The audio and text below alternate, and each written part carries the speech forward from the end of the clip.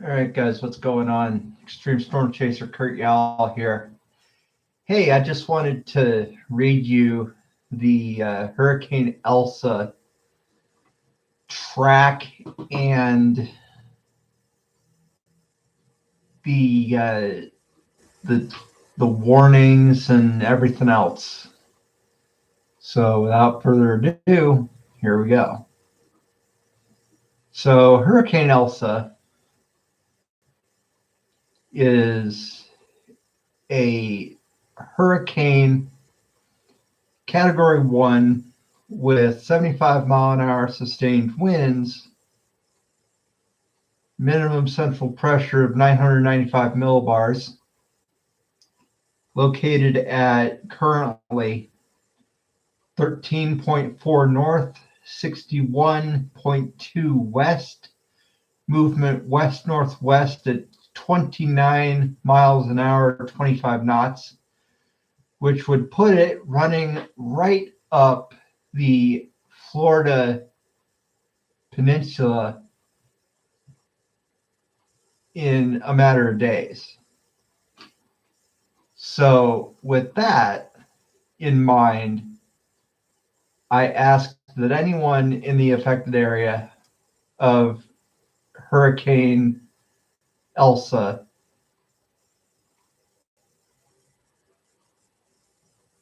take immediate hurricane precautions, as your life may depend on it, may very well depend on it.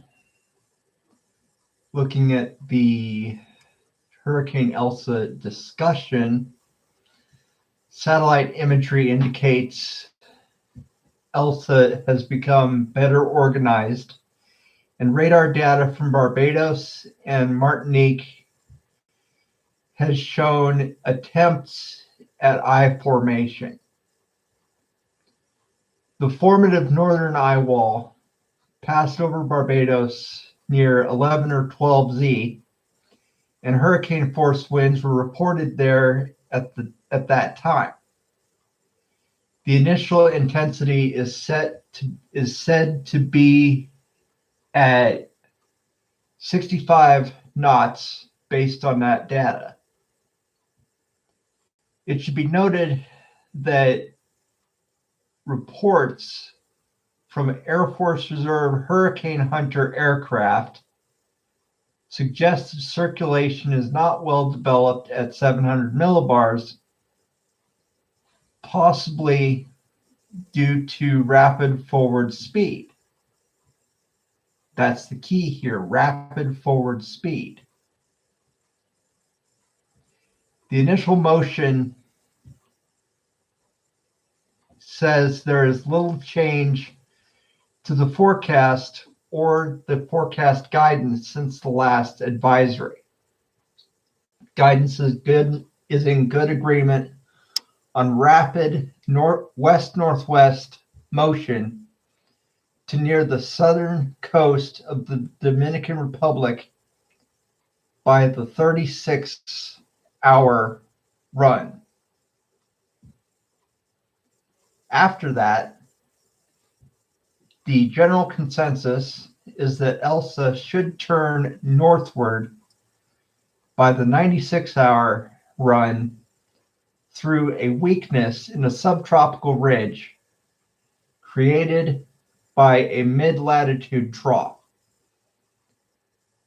However, the guidance is quite divergent around this consensus, with possible tracks ranging from west-northwest motion toward the Yucatan Channel or western Cuba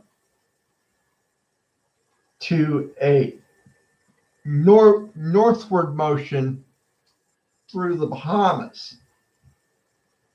Thus, the latter portion of the track forecast remains low confidence. Guys, it should be noted that the average National Hurricane Center track errors are 175 miles and 200 miles at days 4 and 5, respectively.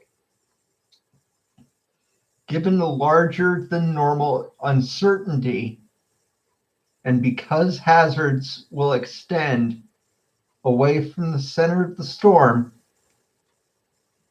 consumers are urged not to focus on the exact forecast points.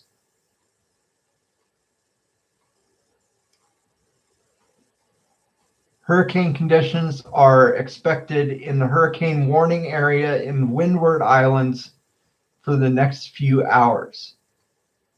Tropical storm conditions are expected in other portions of the Windward and Leeward Islands. Hurricane conditions are expected in the hurricane warning area in Haiti on Saturday. Haiti again? Ah, for Pete's sake. Tropical storm conditions are expected with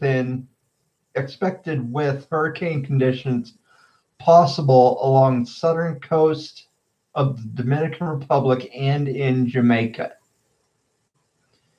Heavy rainfall from Elsa will quickly move across the Windward Islands and southern Leeward Islands today, including Barbados. Outer rain bands will impact Puerto Rico later today into Saturday, and southern Hispaniola and Jamaica Saturday into Sunday.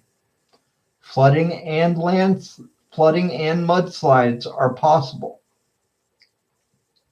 There's an increasing risk of strong winds, storm surge, and rainfall in portions of Cuba this weekend and early next week, with impacts also possible in the Turks and Caicos and the Bahamas.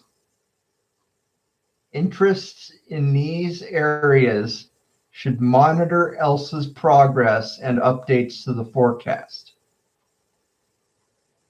There is a risk of storm surge, wind, and rainfall impacts to the Florida Keys and portions of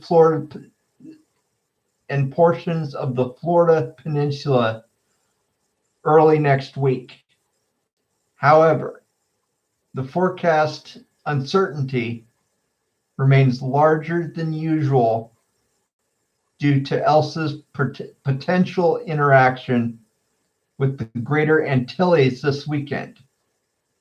Interests in Florida should monitor Elsa's progress and updates to the forecast. Guys, this is getting to be so real that I'm going to have to break off here and go listen to the Hurricane WatchNet frequency, which I've already programmed in. Better yet, let's listen together. This is KC0VFO, Kilowatt Charlie 0, Victor Foxtrot Oscar in Denver, Colorado, listening.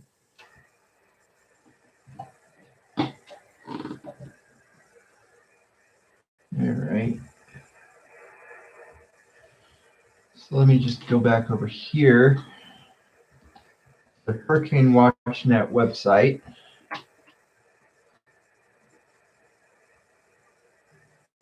And they're in standby mode for Elsa.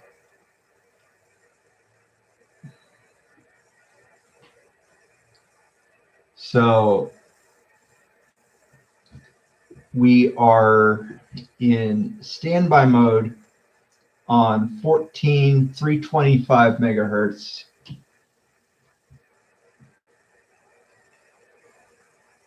And you know, guys, we're just going to have to wait, because it's honestly a toss-up.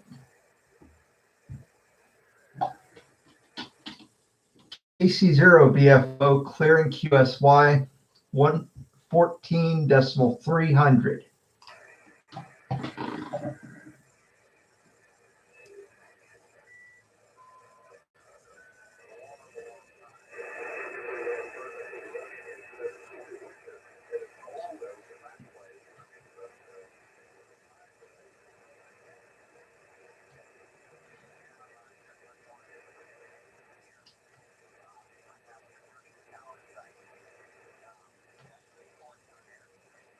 And it sounds like there's a QSO going on there.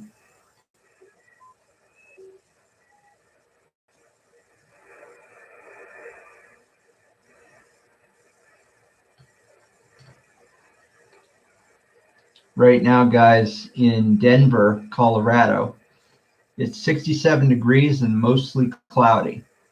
So you just never know what it's going to bring.